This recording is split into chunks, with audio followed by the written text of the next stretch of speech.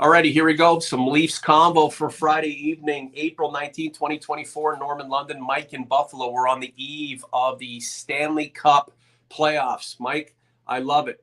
Are we going to celebrate in about 2 weeks' time after the Leafs beat the Bruins in round one of the playoffs? We shall see. Fingers crossed. I'll give you my prediction in a bit. OG's Converse, like the content, subscribe to the channel. Mike, let's talk a little bit about Bruins and Leafs, but first I want your comment about Austin Matthews did not reach 70. Lost the game in Florida, wasn't a good look. Lost the game to Tampa, was not a good look. I mean, letting the Red Wings come all the way back and win in overtime, not a great look. He scored there.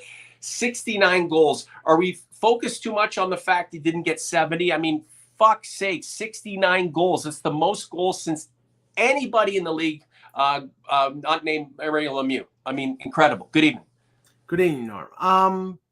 I mean, like most Leaf fans out there, they wanted to see him get 70. They gave him every opportunity. I think he had 12 shots on goal against Matt Tompkins, who's, a third-string goaltender for Tampa Bay. So the opportunity was there, and, I mean, he came within a couple inches of scoring 70. So, I mean, obviously, who knows if he's ever going to get there again. We hope that he would, because he's one of the, in the 3-time Rocket Richard winner.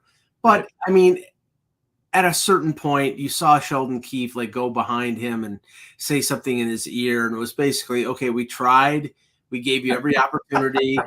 Now let's concentrate on what matters, because if we don't win this first round series against Boston, I'm out of a fucking job. And that he didn't say that, but I'm telling you that that's probably what's going on right here. There's a lot riding on this series. And Sheldon Keefe's job may be resting on whether they have some success in the playoffs. He's already scored 60 goals, twice? Twice. In his NHL career, illustrious as it has been, will continue to be. Alex Ovechkin, 853 career goals. I mean, started in the league in 05, 06, and here we are, a 31-goal campaign for the Capitals this past season. He has scored 60 once, 65 goals. So, I mean, Matthews is going to be okay. And the hope is that if he's okay, the Leafs are okay, and they have a great support system around him. He leads the way. He's supported to a point where he's not only getting personal accolades, but the team is responding in kind and achieving in kind.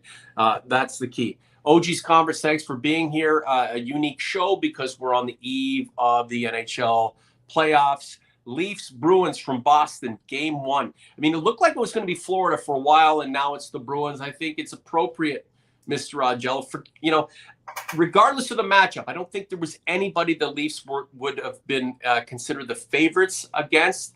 The Leafs owe the Bruins in more ways than one. And this is a good opportunity for them to get some redemption. It would be a great story if they could. The underdogs they are. Let's have at it. Mike, what's the key for game one? Leafs, Bruins in Boston. I mean, forget about what you expect. What do you require from the Maple Leafs to be successful in game one, and take it to the Bruins, win that first contest, and get some momentum going? Well, as I've said for a couple months, looking at, essentially we knew the first round matchup, whether it would be home ice advantage against or not, which it's not, against either Florida or Boston. It was my evaluation that the Leafs had little chance of beating Florida because Florida is a behemoth. And, they're loaded. They're very physical. The Leafs had stood up to them during a couple regular season games, but I just think it's a bad matchup. Whereas I think the Bruins are a better matchup player to player, but the hurdle for this team against the Bruins is purely psychological. Right. It's, the thing is, you can say, well, 2013 doesn't matter. They were up 4-1 in the third period and they lost, and they're right, because that was a completely different team. There's not a member on that from that 2013 Leafs team that is on this team now. Not even Morgan Riley. Morgan Riley, I think, joined them the next year. But the two teams that lost to Boston in 7 games in 2018 and 2019, Tavares, Marner, Matthews, Nylander, Riley, the core group, right there for those losses. And remember, in Game 6 in 2018, I believe, right because they both sort of blend in. It's either 2018 or 2019. One of those series, Game 6, Morgan Riley scores the goal to put them up 1-0. And I think it was Marchand that came right back and scored the goal and snuffed out any kind of momentum. And then they lost, and then they went back to Game 7. That was rough. That was really difficult. And Mike, the Leafs have not only had zero playoff success against the Bruins since the 50s, but during this past season that's come and gone, the Leafs were 0-4 against the Bruins. What I asked the OGs and converts is, why should I believe that the Leafs are going to win the series? I want them to win, but based on what? And Mike, you're considered a Debbie Downer or curmudgeon. You're just a realist. If the Leafs had won 4 and lost none in the regular season and dominated, and you came out and said the Leafs are going to lose because that's what they do in the playoffs, then I understand why fans would contest what you have to say. But they were 0-4 in the playoffs, have not beat the Bruins in a contemporary setting, and it goes all the way back, 50-plus years. The streak of futility against this team. Why should we believe the Leafs are going to win other than just believing in the team? And that's fair too. Well, yeah, and I pretty sure I got the dates right. They played the Bruins. They played the Bruins in '69, and that was the famous Pat Quinn pile driving Bobby Orr. They lost that series. They lost in obviously 2013, and then 2018 and 2019. So, what happened in 2013 and what happened in 1969 doesn't matter. And I wrote in K-Mac there, there's no Lucic, there's no Rask, there's no Tim Thomas, there's no Nathan Horton, there's no Bergeron and Krejci, which is the most important thing. None of those guys are there, but the ghosts are there. And that's, if you say player to player, who is the better team, it's Toronto. But that doesn't matter. It doesn't matter. If they have to, and we'll break this down position by position. We won't go over it like a fine-tooth comb. But were the Leafs just laying in wait? It's you know what? We're just gonna. It's a ruse. We'll lose in the regular season. We'll lose in emphatic fashion. It won't look good, but don't you worry. We'll see you in the playoffs, and we're gonna. Come on, that was not the intent. And it's not just 4 in a row this year. It's 7 in a row in the regular season, going back to last year. So, I mean, okay, are they capable of beating the Bruins? Yes. But I'll say the same thing I said when they played Tampa last year. Show me. Because until they do something, I'm not going to believe that they'll do something. Right. This team is constructed different than the team last year. Are they better? I don't think so, because who was their most valuable defenseman in the playoffs last year other than Morgan Riley? Riley scored the most points and he logged the most minutes. Who was the second most important defenseman? Luke Schenn. Is he on the roster? No. Who was arguably, other than Mitch Marner and Matthews in that first round series, who was the best player? It might have been Ryan O'Reilly, because even though he came back from an injury, two-way, physical, great face-off guy. They don't have that. They have different. It's a different construct of this team, and that's where I look at them and I say, can they beat the Bruins? Sure. Will they beat the Bruins? Our predictions coming up. OG's Converse like the content. We'd like to get to 4,000 subs. We're about 40 away. Who knows how much longer we have to collab, whether it's 2 weeks, 2 months. I'm thinking we can get there. All you have to do is hit the subscribe button. It would mean a lot to us.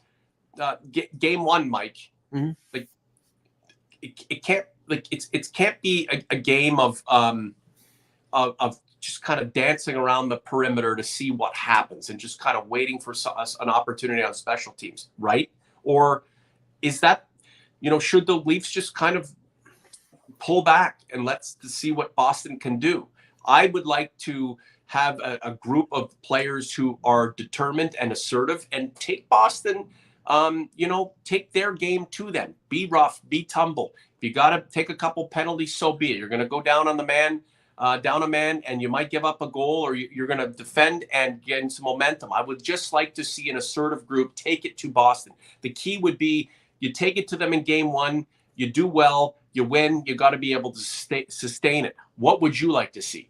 Well, that proactive approach is sort of fraught with peril because, and again, I can only go back to those two series that are in recent history, whereas five players on the roster, the key 5 players were on those teams. But different personnel now, Mike. And I know, but this is what I'm saying. That series, both series, were turned by an idiot trying to be proactive. He's not on the team anymore. Where is he? Calgary or something like that? Yeah, right. A brainless moron named Nazem Kadri cost them 2 series because he got suspended. Right. They lost both series because now could they have sucked it up and won? Sure. But when you deprive yourself of your number 2 or number 3 center because he acted like he wanted to be proactive, he wanted to be physical, he slammed he wanted to respond and protect Patrick Marleau. You can do that without getting suspended and doing something stupid. Right. And that, so does this what about now? Does this team have the self-control and the experience to be physical without going over the top? But who on the team would resemble what Nazem Kadri represented at that time? Who would you be afraid of doing something like that? Max Domi? Okay. Ryan Reeves? Right. I mean, but Mike, if they just play reserved and let the Boston Bruins take their game to them, they're fucked. I'm not saying that they have to play reserved. What I'm saying is they have to play under control. Okay. They have to be adult and okay, fair enough. They have to be wise and not be not respond, because as well as I what's going to happen in the first period of game 1. Boston is going to come out and send a message. Marchand is going to try to stir up the pot. He'll go past the He'll go past the Toronto bench. He'll do his usual chatter. He'll be an antagonistic prick, and he's good at it. And he's one of the best players in the league, and he's got that. He's Darcy Tucker times 5. Right. But he's got. I love Darcy Tucker. He's the type of player that if he's on your team, you love him. If you play against him, you absolutely despise him, and he will try to get under their skin. Charlie McAvoy, who's their best defenseman, who plays a little Surrey. He'll be a little cheap. They brought in Patrick Maroon, and Patrick Maroon lives for the playoffs to do that kind of stuff. Charlie Coyle plays physical. I mean, what I'm saying is they will press the attack to the Leafs. The first 10 minutes of the first period will be physical. You'll see people running at people. And the Leafs need to weather that and respond in kind, but in control. If they take penalties, if they go down 2-0, I think they're done in that game. So you want them to be reactive and not proactive? I'd like them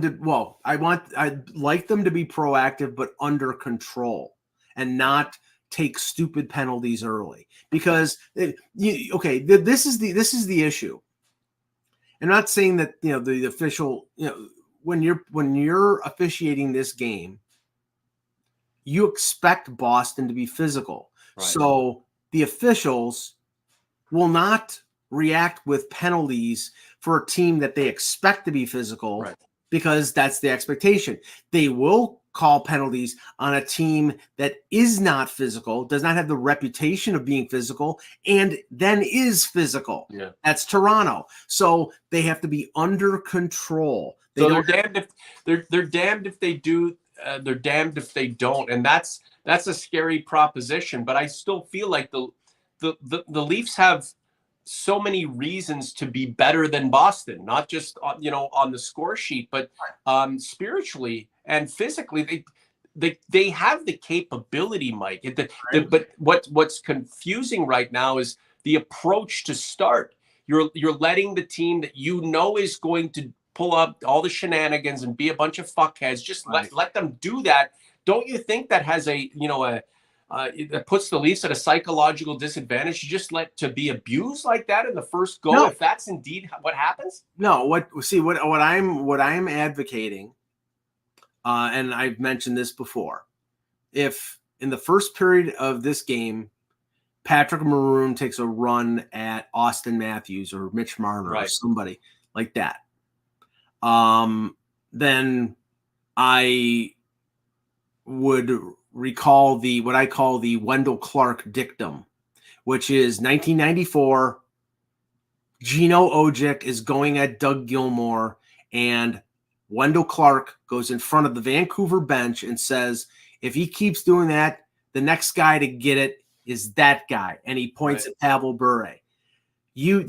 This is where you spent the $1.3 million that you paid Ryan Reeves. I'm not saying Ryan Reeves should go out and take somebody out like Chris Simon did to Ryan Holweg back in the day with a baseball swing of the stick.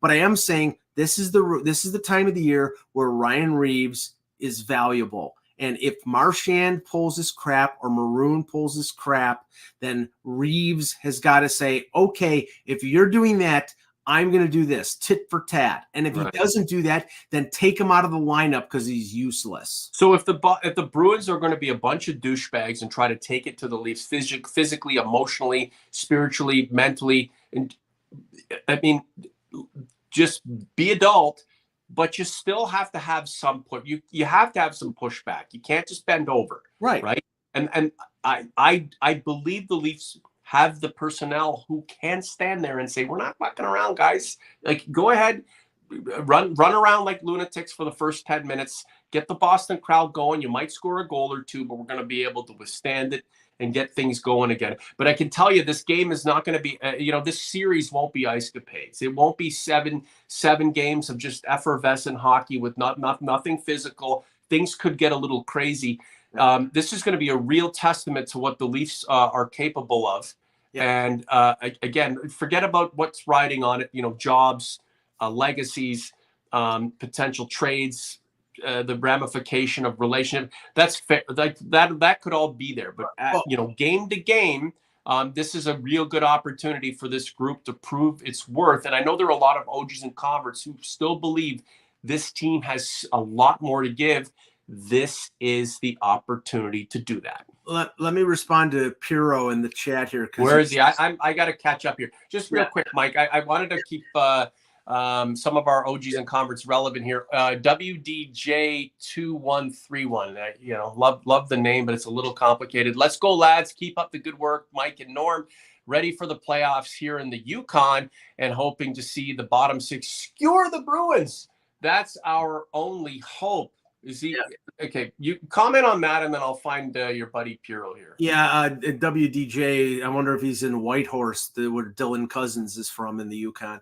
Okay, this is he said, I commenting on what I said about Reeves. He said useless. Reeves is playing well. Yes, Ryan Reeves. The last, I would say, 6-7 weeks has been the player that the Leafs had thought that they were signing. He's been physical. He's been proactive. He's dropped the gloves when he needed to. He is hitting people, and he's using his size, and they need him to do that. But what I'm saying is, if Boston starts pulling their crap, which we know that they will, we have an example already this season when Marchand took out Liljegren with a high ankle sprain. There was absolutely no response. And if Ryan Reeves is jabber-jawing with the Bruins bench and doesn't do anything, then he is useless. He needs to be what Ryan Reeves is, what he was brought in to be. Well, a physical force. And if he does that, then he's valuable. And if he doesn't do that, then put Nick Robertson in the lineup. At least he could score a goal. So Piro, enjoy the ride. Why the negativity? I don't know what's so negative about the reality of this the situation. I've already laid it out, Piro. There's nothing to suggest the Leafs are going to win this series other than the rah-rah and the hope. And that's okay. Have it. Yeah. That's okay, right? Analytically, nothing suggests the Leafs are going to win this series. I mean, they're missing a couple of guys who were integral in the last Boston triumph. But the Leafs lost all 4 regular season games against the Bruins, right? The Bruins ran roughshod over the Leafs. The Leafs still have so much more to give other than just supporting your own, which is fine. I don't know how we can break this down and say, now's the Leafs' time. It's evident. Negativity, we're enjoying the ride, but the negativity thing, Piro, my friend, thanks for being here, is total bullshit. Well, here's the breakdown, because right, if you break it down position by position, and I know the game is not played that way, and it's not head to head, goalie against goalie and defense against defense, but it is an exercise that provides a perspective of what is to be coming and what is coming in this series. Okay, goaltender, the Bruins have the advantage. Ullmark and Swayman had almost identical statistics. Goals against in the, I think it was 2.5, save percentage like 915, 916. They both played about 40 games, so nobody's overworked. Samsonov, there's concerns there, because are we going to see the Samsonov of November and December where he had the broken psyche? Yeah, but or the guy after the middle of January, who played great up until the last week of the regular season, when the Samsonov, the Civ, showed up again, and he gave up 11 goals to Detroit and New Jersey. Let me just interject. Yeah. Is Samsonov on a short leash? Yes. I think so. He has backup. There is an alternative. The same way Swayman will be treated if things don't go well for him. So goaltending, again, it might come down to a save or two, but I think both teams should be relatively secure with their goaltending. If not all world, but it's there. I think that might be overly optimistic with the Leafs. The thing is that if, say, Swayman fails for the Bruins, they have Ullmark to go back on, a guy who won a Vezina trophy, and a guy who, even though they tried to trade him at the deadline because they were trying to open up cap space, and it's nice to have a Vezina trophy winner as your. Wall's not a bad goalie. One guy's one guy's going to have an opportunity to do that. I'm the guy who advocated for Joseph Woll to be the number one.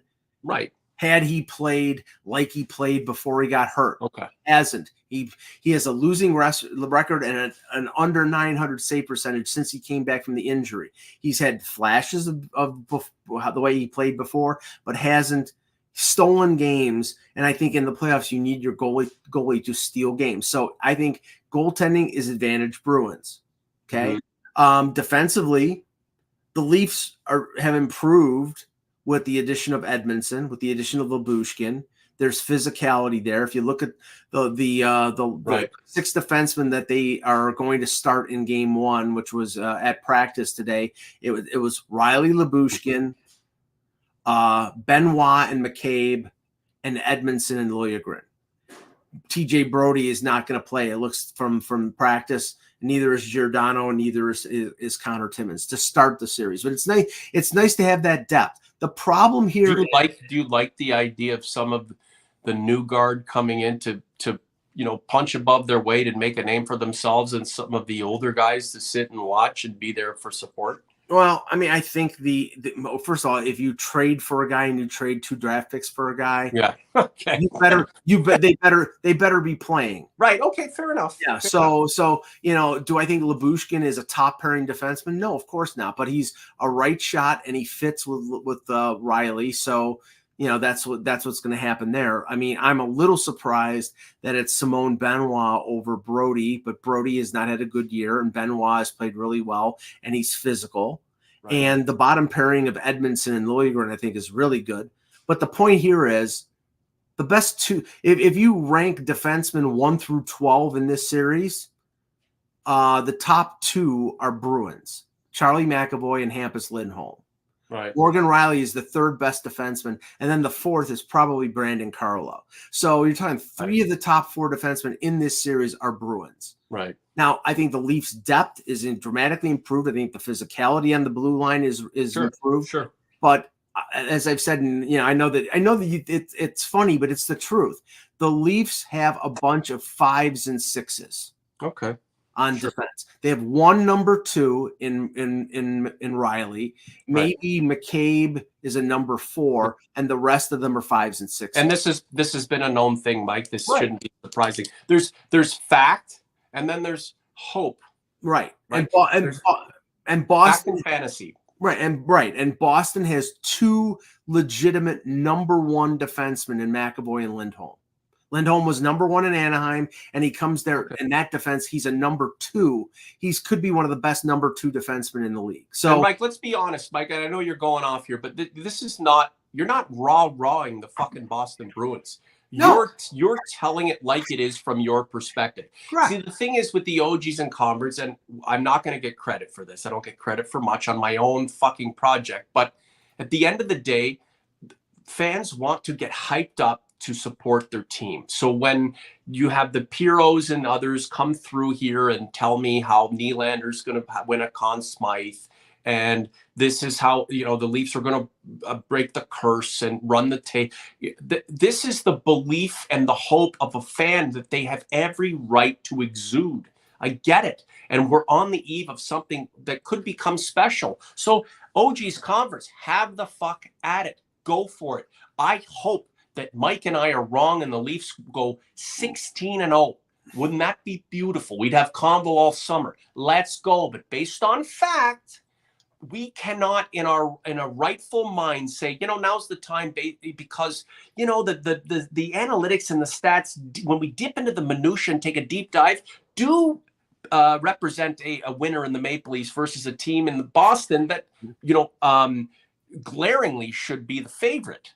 And that's the thing. There's fact and fantasy.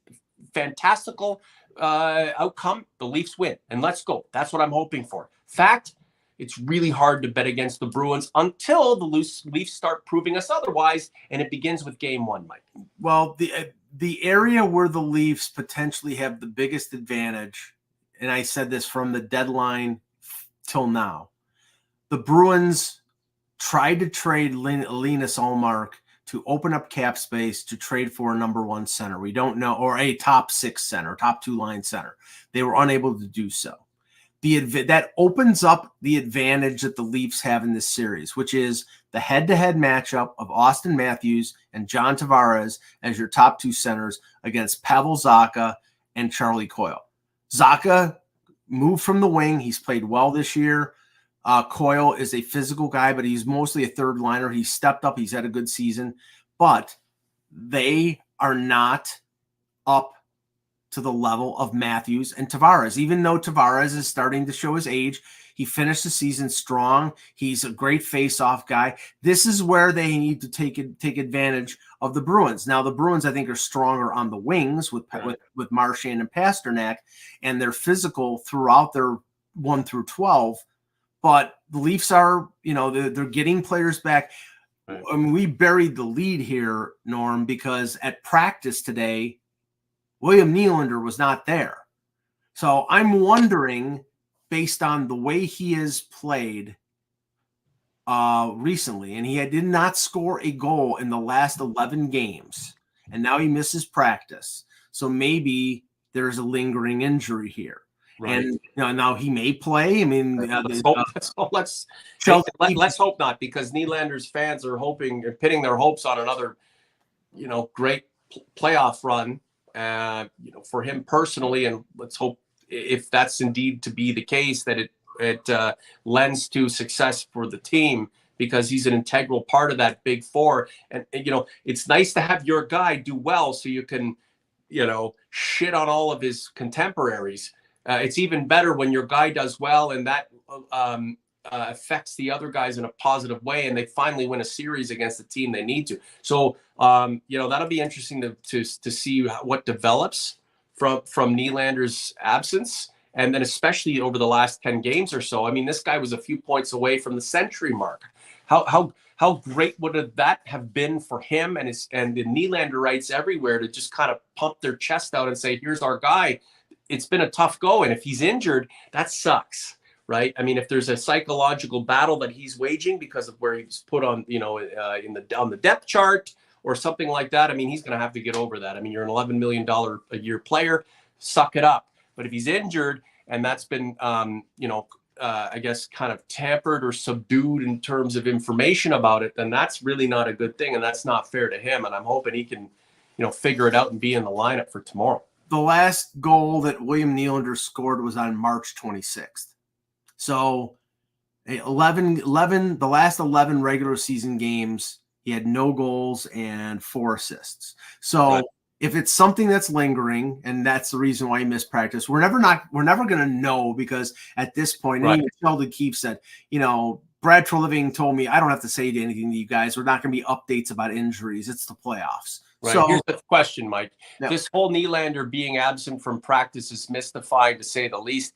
If the dude was banged up in the last week of the regular season, why the heck were they playing him? This from Deadly Dad Gaming. I don't recognize you, DDG. Thanks for being here. I hope you like the content, and I really hope that you subscribe to the channel. Mike, what do you think? I mean, that's a good point. And the thing is, is it possible that he got hurt in the last game against Tampa? Sure. Nobody seemed to notice it, and really his play, I know he struggled over the last 11 games, but there didn't seem to be anything with his speed or anything. Right. He was skating well. I mean, it could be an upper body injury. Who knows what it is? We don't know. All I know is there was a corresponding drop in his production over the last 11 games of the regular season, and now he misses practice. He may play in game 1. Maybe he's getting treatment. Who knows? But I think that the Leafs need Nylander. They need Marner. They need Tavares and Matthews to be that dominating core group for them to win. And the one area where I would like to see them be proactive, and this is where, not only guys like Reeves, but hard-hitting guys like Matthew Nyes, who's big, right, and has speed, and to a lesser extent guys like Yarncroke who are good checkers. It would be nice to see the Leafs be proactive in hitting Pasternak and hitting Marchand and wearing them down. And if right. they do that, that increases their chances of winning the series. But do they have the personnel to do that? I think to be adult, and not only to be adult, to restrain themselves when things get crazy and the opportunity is there for the Bruins to go up a man and take advantage of things, but to be assertive and to be tough, to take the game to the Bruins, that the Bruins would like to, I guess, take to the Leafs and overcome them. You know what I'm saying? Yeah, I mean, we won't know that until the series begins. But the thing that I look at is that, it always seems to be a one-way street where the big players. I mean, look, and it was a meaningless game, right? Because when they played, I think it was Florida last week, and the Panthers were constantly like glove in the face of Tavares. They were going at Tavares like, he was public enemy number 1. And I mean, the Leafs need to do that kind of stuff to Pasternak and Marchand, because if you shut them down, if you limit them, there's not much else after that. Doesn't it bug you that after all these years and all the abuse the big four on the Leafs have taken, they always respond with a fucking Coke and a smile? Like stand up for yourself, man. I mean, nobody's asking you to throw mitts and break your fist. We talked a little bit about Wendell Clark and our reverence for him and how the fan base looks at him like, he's some god, and he only had 300 plus goals and 600 points, but there was just something about him. No one's asking any of these guys to do that. But after all these years, you're not just sick and tired of this bullshit. Like a Coke and a smile is not going to get it done. And again, this series will not be won because Jake McCabe is all of a sudden 7 feet tall, or Ryan Reeves gets into 2 fights. It's going to because the the core four scores. The Marners and those guys play above their weight. Matthews does his thing, but they're not taking any bullshit. It has to start from the group up front. You can't have all the guys in the back being propelling the top guys forward who are going to play like ballerinas. It's impossible. Not at this point. At some point, you're going to have to say enough is enough. We're going to do this. We're going to get in the trenches. We're going to give to the Bruins what they want to give us within reason, the smart way, but we're going to show that we're not backing down. And that has to be led by the guys who lead the group. And that's the core four, Mike. I'm sorry. It's just, I mean, I agree with what you're saying, but it was, I heard something interesting in doing the end of season media availability with the Sabres the last couple days. And something that Matthias Samuelsson said about the Sabres, I think is applicable to the Leafs. You cannot expect players who play a certain style to all of a sudden become, physical, tough, that type of play. You can't ask Austin Matthews to drop the glove. You can tell him to be. That's not what I'm saying. No, I know it's not what you're saying. Stand up to the bully, Mike. Right, but stand up to the bully. Right, but okay. Have backup now? But you can't expect them to do that. They're not those type of players. A leopard doesn't change his spots. That's too bad. You can't evolve, and that's the downfall of I think what they are is what they are, and expecting them to be something other than that. Right. So they're not going to be Matt Tkachuk's overnight or Brady Tkachuk's overnight, or no. Hence the reason why Florida trading their best player from the previous year and one of their best defensemen to get Matthew Tkachuk. Because Matthew Tkachuk is a monster. Because Matthew Tkachuk is not only somebody who plays physical, he's a 90-point forward. He's you saw what he did with the London Knights. Mm-hmm. He played on the line with Mitch Marner. He was just as valuable as Mitch Marner, but he was a different type of player. Right. Tyler Bertuzzi is physical, but he's not as talented as Matthew Tkachuk. Max Domi provides sandpaper, and he's also a good playmaker, but he's not a Matthew Tkachuk. Austin Matthews is the best scorer in the league. No doubt. But, teams can throw him off by being physical, even though he's a 6'4" guy and he can be like a bull in a china shop. That's not his game. That's not Mitch Marner's game. It never is Mitch Marner or William Nylander's game. Right. And John Tavares fights through things, but he's not proactive. So that core group, expecting them all of a sudden to be physical monsters, is never going to happen. So Mike, it's not necessarily my concern, but the question I have is, how do the Leafs position themselves to get enough momentum to allow the core four to be who they are and be at their very best, mm-hmm. lending to success that will allow the Leafs to get to the point of finally beating the Bruins in a playoff series? We're going to have a couple more points, and then we'll get some predictions together and get out of here. It's funny that the key, and it was sort of a obscure moment in the series against Tampa last year, when things were running around and a little psychotic in one of the games in Toronto. Luke Schenn was standing next to the Tampa bench, mm-hmm. and giving it back. I remember that. Giving it back to guys who he played and who he won Stanley Cups with. Right. And was essentially, for lack of better words, he was the sheriff. He's like, okay, you want to do this stuff? You're going to go through me. Right. Corey Perry or whoever, come on, I'm ready.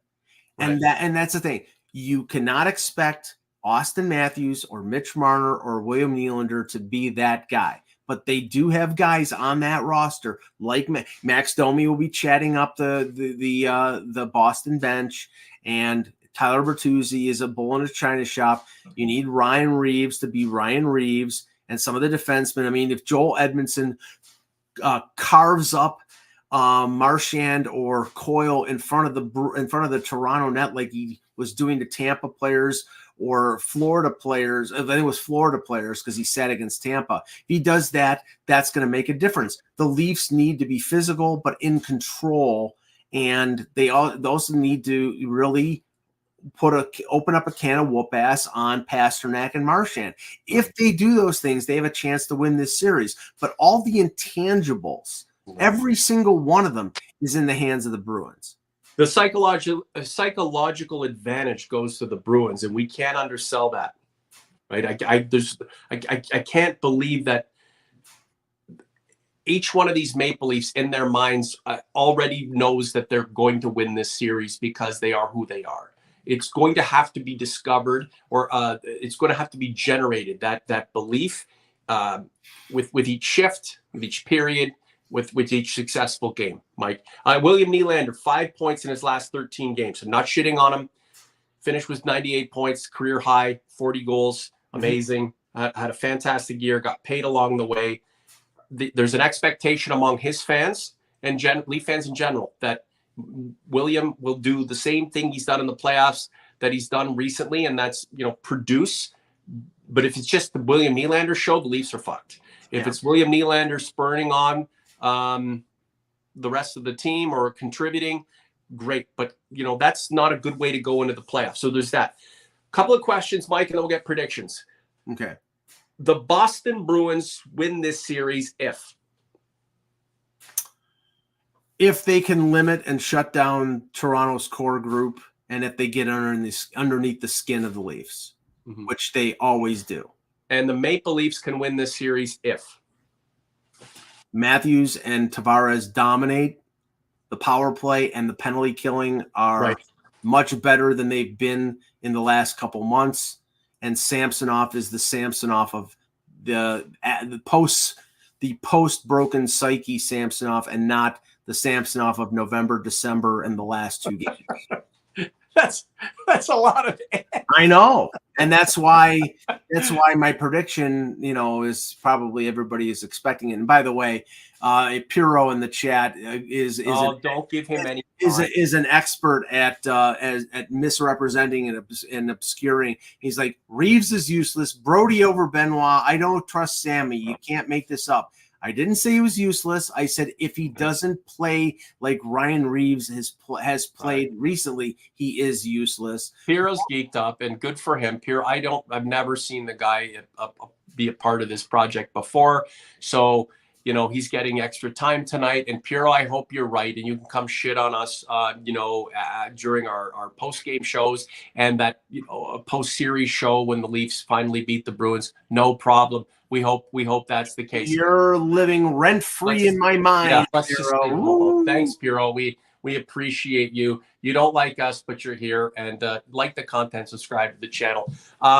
Okay, let's do some predictions, Mike.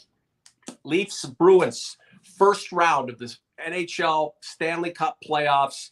It's a rematch. The Leafs owe the Bruins. They're going to try as they might.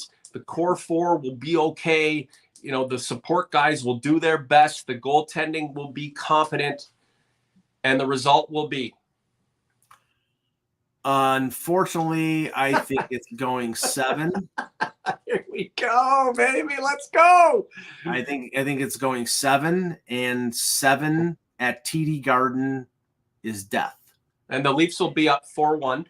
No. I'm not going down that road. But I'm just saying, I think Game 7 in TD Garden, especially with these players who have played 2 Game 7s in TD Garden before and not showing up in both of those games. That's my fear, is the ghosts of all those players that we named will show up. And if they let up one bad goal in that Game 7, they'll completely decompensate. I think this team is better prepared for playing the Bruins with the additions that they made, the physicality that they added with Lyubushkin and Edmondson, and how Domi and Bertuzzi have played with Matthews, and you could have a 2-line attack. But in the end, again, it's a show me proposition. I will not believe it until they do it. Now they beat Tampa last year, but that was a worn down Tampa team. And then when they came up against a upstart Panthers team, they folded like a cheap suit. Right. So will they fold this year? I don't think they'll fold, but I just think right now the Bruins are a better playoff team, and that's why I'm picking the Bruins in 7, unfortunately. I don't know how anybody can accuse you of hating on the Maple Leafs if you have them going 7, because the 7th game, generally all bets are off, and you're giving them that opportunity to win the elimination game where, it's win or go home for both teams. So, I mean, that says a lot in and of itself, Mike. I'm going with the Maple Leafs to right the wrongs, I believe, of 2019, where they were at home in Game 6, were up 1-0, and then, fell apart, lost Game 6 after being up 1-0 in a series they were leading 3-2, and then lost in Game 7 in Boston. So I'm going to go with the Maple Leafs. The core four, I guess the revitalization of a bunch of guys who have left a lot to be desired in the playoffs, the resurgence of a Mitch Marner, the tough guys helping out, Ryan Reeves being the sheriff, and a nice little goalie tandem of Samsonov and maybe Wall here and there, depending, getting this thing done. The Bruins have things to prove to themselves too after losing to the Panthers in the first round of last year's Stanley Cup playoffs. The thing is, the Panthers were not just a flash in the pan. They were a team that needed that win to get going. They're the real deal. That doesn't mean that Boston, by divine right, is going to beat the Maple Leafs. So the one and only, the omniscient, the legend, Michael Augello from Chickawaga, New York, is going with the Bruins to win in 7 games, but he's giving the Leafs 3 wins in this series. I'm saying that they are going to replicate the advantage they had in 2019 over the Bruins, being up 3-2, going back to Toronto, and this time they're going to put it away. OG's Converse, what say you? Like the content, subscribe to the channel. If you're not here for the live chat, you'll see us on YouTube. This content will live in infamy. Love us, hate us. We do appreciate your support. A little like of the content, subscription to the channel means a lot. We're almost at a big number, and that would mean a lot to us if you could help us get there. We're going to have lots of content between now and whenever the Leafs finish up during the playoffs. Let's hope it's a long run. Any last words, Mr. A, before the big Game 1 tomorrow? No, just that it'll be a sort of a throwback to the old Hockey Night in Canada days with an 8 p.m. start, which means if it goes into overtime, it'll be a midnight, Right. Something really late. So, yeah, it's a little weird, but okay. That's what I love about the first round of the Stanley Cup playoffs. There are games going all over the place. Yeah, get your sleep. Yeah, so you can stay up and watch that game. Some double, triple overtimes, and we didn't even touch on that. How many of these games between the Leafs and Bruins, if contentious, hotly contested, are going to go 1, 2, 3, 4 overtime periods? Wouldn't that be a blast? Because that really is a situation where all bets are off and anything can happen. We'll be back for the Sunday Spectacular. So the Saturday Game 1 will happen, and then we'll break it all down on Sunday. I think it's Sunday morning is when Mike and I will reconnect. And then games 2, 3, 4, 5, we may have some post-game shows. So you're going to have to like the content, subscribe to the channel to find out what happens next. Thanks for being here, guys. Let's enjoy it. This is why we endured the 82-game season to get to this point, and who knows how long it's going to go. Fingers crossed that it's not going to be over in 2 weeks, but in months. For Mike, I'm Norm. We'll talk to you soon. The Leafs Convo is out. Enjoy the playoffs, guys.